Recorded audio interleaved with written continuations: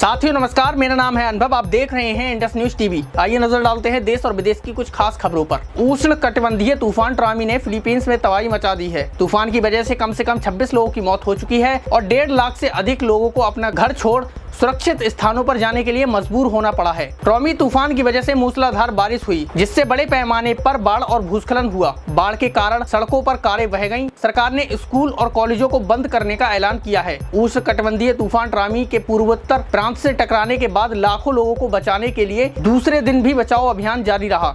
घरों के छतों पर फंसे लोगों को मोटर बोटों की सहायता से बचाया जा रहा है। ज्यादातर लोगों की मौत बाढ़ के पानी में डूबने के कारण हुई है।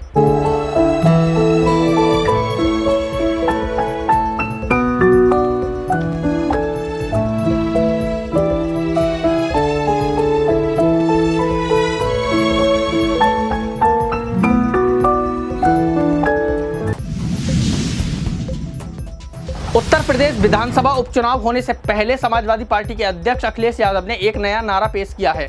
उन्होंने अपने एक्स अकाउंट पर लिखा, हमने ये ठाना है, संविधान, आरक्षण, सौहार्द बचाना है, बापू बाबा साहेब लोहिया के सपनों का देश बनाना है। इस नारे में उन्होंने महात्मा गांधी को भी शामिल किया है, जिससे उनके संदेश की व्यापकता बढ़ती है। अखिलेश यादव की इस घोषणा का उद्देश्य यह स्पष्ट करना है कि समाजवादी पार्टी और कांग्रेस का गठबंधन न केवल मजबूत है बल्कि भविष्य में भी कायम रहेगा। उन्होंने यह भी संकेत दिया है कि 2027 के विधानसभा चुनाव में दोनों दल मिलकर चुनाव लड़ेंगे। उन्होंने अपने पिछले 24 घंटे में किए गए 2 पोस्ट में इस गठबंधन की मजबूती की बात की है। बुधवार रात किए गए एक पोस्ट में अखिलेश ने यह भी स्वीकार किया कि कांग्रेस को समर्थन देने से समाजवादी पार्टी को मजबूती मिलेगी। उन्होंने लिखा कि कांग्रेस और सपा एक बड़ी जीत के लिए एकजुट होकर कंधे से कंधा मिलाकर साथ खड़ी है। इस संदर्भ में उन्होंने यह बताया कि इंडिया गठबंधन में एक नया अध्याय लिखने की तैयारी की जा रही है। अखिलेश यादव ने यह भी बताया कि कांग्रेस पार्टी के शीर्ष नेतृत्व से लेकर बूथ स्तर तक के कार्यकर्ताओं का साथ आने से समाजवादी पार्टी की शक्ति कई गुना बढ़ गई है। इससे स्पष्ट होता है कि सपा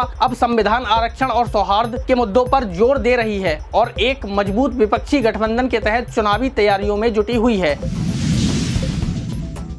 यूपी विधानसभा उपचुनाव की घोषणा होते ही आजाद समाज पार्टी के मुखिया और नगीना सांसद चंद्रशेखर आजाद ने अपने प्रत्याशियों के प्रचार में जुट गए हैं। इसी दौरान उन्होंने मीडिया से बात करते हुए बसपा चीफ मायावती की तारीफों के पुल बांध दिए। मायावती की तारीफ करते हुए उन्होंने मीडिया से कहा कि वह हमारे समाज की सूरज है। उपचुनाव से पहले चंद्रशेखर आजाद का रुख बसपा प्रमुख के लिए बदला हुआ दिखा। उन्होंने कहा कि मायावती का अपमान नहीं सहा जाएगा। उन्हें चंद्रशेखर ने सम्मानीय बताया है। चंद्रशेखर आजाद मुजफ्फरनगर में मीरापुर सीट पर आजाद समाज पार्टी के प्रत्याशी जाहिद हुसैन के प्रचार के लिए गए थे। इसके लिए उन्होंने कई जगह नुक्कड़ सभाएं की। उन्होंने मीडिया से बात करते हुए कहा कि बहन जी हमारे लिए सम्माननीय है। किसी भी बड़े नेता पर इस तरह की टिप्पणी करने से उनका अपमान नहीं होता है। अगर कोई यहाँ बैठे हुए कह दे कि मैं सूरज को ढक दूंगा, पत्थर मार दूंगा, तो इससे सूरज का अपमान नहीं होगा। बहन जी हमारे समाज का सूरज है। गौरतलब हो कि एक युवक ने हाल ही में मायावती की फोटो लेकर आपत्तिजनक रील बनाई थी। इस रील के सोशल मीडिया पर वायरल होने के बाद विवाद हुआ था। इसी मामले पर चंद्रशेखर आजाद ने कहा कि मायावती का अपमान नहीं सहा जाएगा। उन्होंने आरोपी के लिए कहा कि जो इस तरह का काम कर रहे हैं वो गलत कर रहे हैं। उनका परिवार भी ऐसी चीजों को स्वीकार नहीं करेगा। उन्होंने ये भी कहा कि आरोपी पर कार्रवाई नहीं हुई है। मैं आशा करता हूँ आगे से कोई इस तरह से किसी का अपमान करने की कोशिश नहीं करेगा। बहन जी हमारे लिए हमेशा सम्माननीय हैं।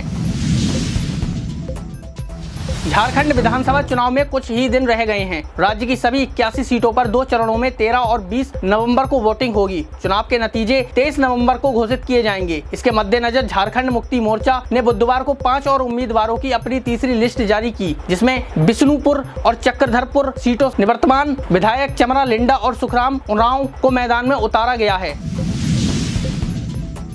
खबर बरेली से है, जहां बरेली के फतेहगंज पूर्वी में नेशनल हाईवे पर बुधवार को दर्दनाक हादसा हुआ। छुट्टी के बाद स्कूल से घर जा रही स्कूटी सवार महिला शिक्षा मित्र और अनुदेशक को रोडवेज बस ने टक्कर मार दी, जिससे दोनों की मौत हो गई। बरेली के फतेहगंज पूर्वी में नेशनल हाईवे पर हरियाणा की रोडवेज बस की टक्कर के बाद बस के बम्पर में फंसकर स्कूटी करीब 100 मीटर तक घिसटती चली गई। हादसा देख लोगों की रूह कांप गई थी। साथियों हमारा ये बुलेटिन आपको कैसा लगा आप हमें कमेंट कर जरूर बताइए। वीडियो अगर फेसबुक पर देख रहे हो तो ज्यादा से ज्यादा शेयर करें, लाइक करें तथा पेज को फॉलो करें। यदि वीडियो यूट्यूब पर देख रहे हो तो हमारे चैनल को सब्सक्राइब जरूर कर लें। नमस्कार, धन्यवाद।